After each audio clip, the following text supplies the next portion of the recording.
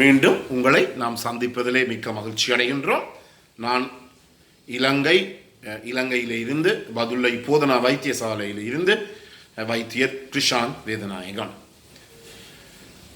இந்த HIV virus ஆனது, இந்த ரெட்ரோ வைரஸ் ஆனது போய் எங்களுடைய இரத்தத்திலே இருக்கின்ற WBC எனப்படுகின்ற ஒயிட் பிளட் செல்ஸ் அல்லது வெண்குருதி சிறுதுணிக்கைகளை தாக்குகின்றது. அதில் முக்கியமாக இந்த வெண்குருதி சிறுதுணிக்கைகளில் 2 வகை இருக்கின்றது. CD4, CD8 வகையான கலங்கள் இருக்கின்றது. இந்த கூடுதலாக இந்த வைரஸ் போய் இந்த CD4 எனப்படுகின்ற CD4 என்று சொல்லுவோம் கலங்களைத்தான் கூடுதலாக தாக்குகிறது. சாதாரணமாக எங்களுடைய இரத்தத்திலே, அதாவது 1 டெசிலீட்டர் அல்லது 100 மில்லிலீட்டர் இரத்தத்திலே ஏறக்குறைய இந்த CD4 கலங்களானது 1200 இருக்க வேண்டும். ஒரு 100 மில்லி இரத்தத்திலே இந்த வைரஸினுடைய தாக்கம் காரணமாக இந்த கலங்கள் அடிவடைந்து இந்த 1200 என்ற அளவில் இருந்து கொஞ்சம் கொஞ்சமாக குறைவடைந்து கொண்டு வருகிறது. கொஞ்சம் கொஞ்சமாக குறைவடைந்து கொண்டு வருகின்ற போது எங்களுக்கு ஒவ்வொரு நோயும் வெளிப்பட ஆரம்பிக்கின்றது.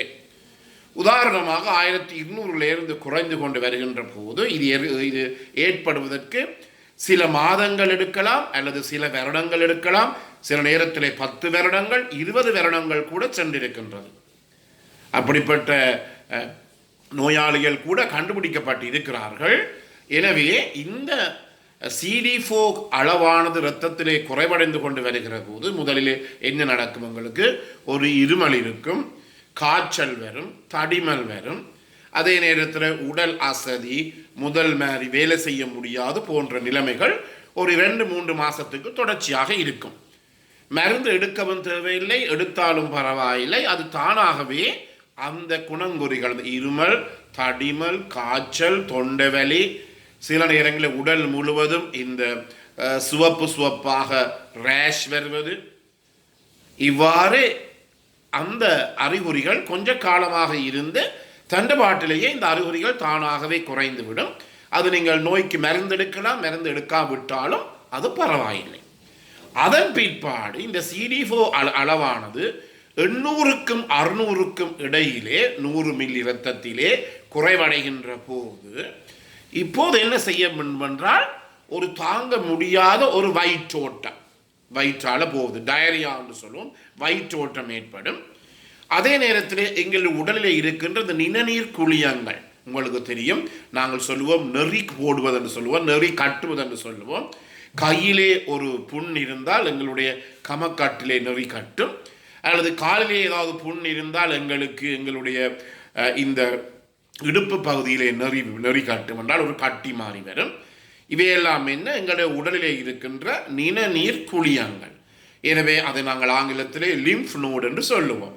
எனவே இந்த லிம்ஃப் நோடு என்ன செய்கிறது? இந்த நிணநீர் குழியங்கள் எல்லாம் இப்போது பெரிதாக வர இருக்கின்றது, பெரிதாக வரும்.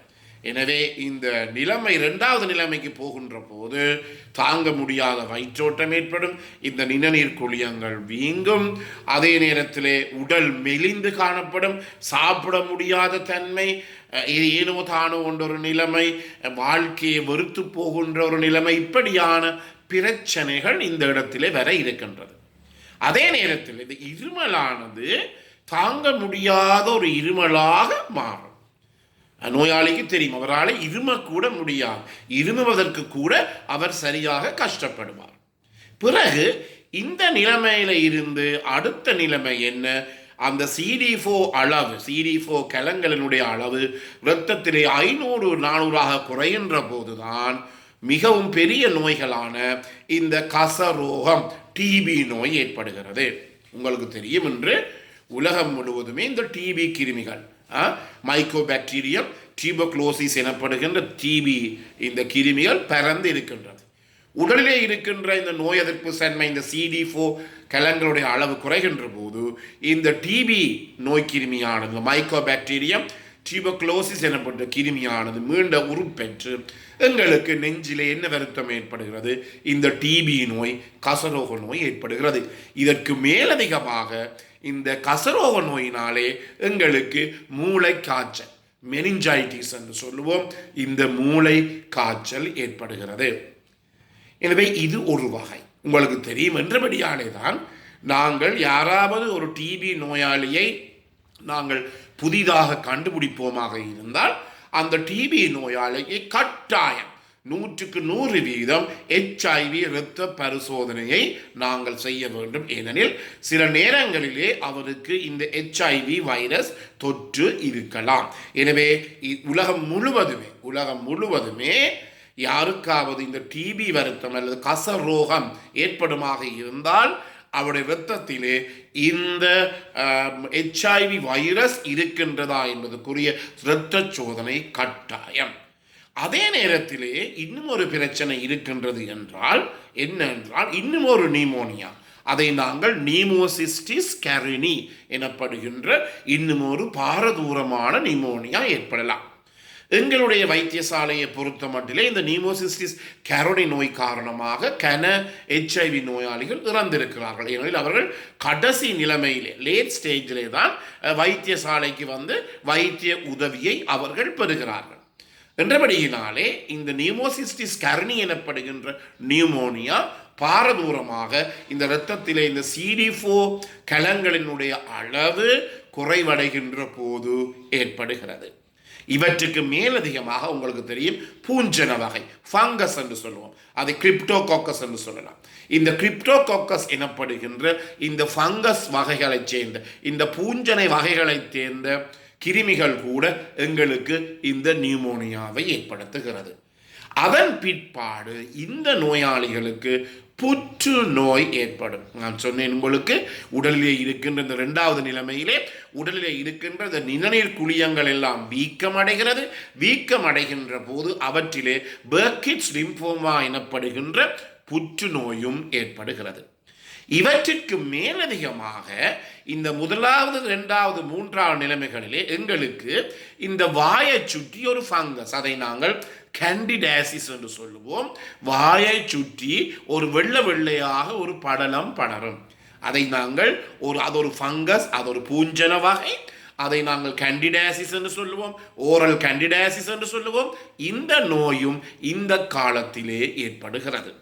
அதே நேரத்திலே பெண்களுக்கு அவர்களுடைய புறப்புறுப்பில் அவரை யோனி பக்கத்திலே கூட இந்த ஃபங்கஸினுடைய தாக்கம் ஏற்பட கேண்டிடாசிஸ் என்று சொல்லுவோம், இந்த பூஞ்சன வகையினுடைய தாக்கம் ஏற்படுகிறது. எனவே இந்த நோய்க்குரிய அறிகுறிகள் குணங்குறிகள் வகைகள் எல்லாம் எப்படி ஏற்பட தொடங்குகிறது என்றால் இந்த இரத்தத்தில் இருக்கின்ற CD4 கலங்களினுடைய அளவு குறைவடைய அனைத்து நோய்களும் இந்த நோயிலே ஏற்படுகிறது. எனவே இந்த நிகழ்ச்சி உங்களுக்கு பிடித்திருந்தால் இந்த நிகழ்ச்சியை கேட்காதவர்களுக்கு கட்டாயமாக அறிமுகப்படுத்துங்கள். இதை நீங்கள் லைக் பண்ணலாம், ஷேர் பண்ணலாம். அந்த நிகழ்ச்சியின் மேற்பகுதியில் இருக்கின்ற பெல் சின்னம், மணி சின்னத்தை அமர்த்தி இதை நீங்கள் சப்ஸ்கிரைப் பண்ணலாம். என்னோட நேரடியாக கூட உங்களுக்கு தேவை இருந்தால் தொடர்பு கொள்ளலாம். என்னுடைய தொலைபேசி இலக்கம் 0094 777 35 62 45. மீண்டும் உங்களை சந்திக்கும் வரை நன்றி, வணக்கம்.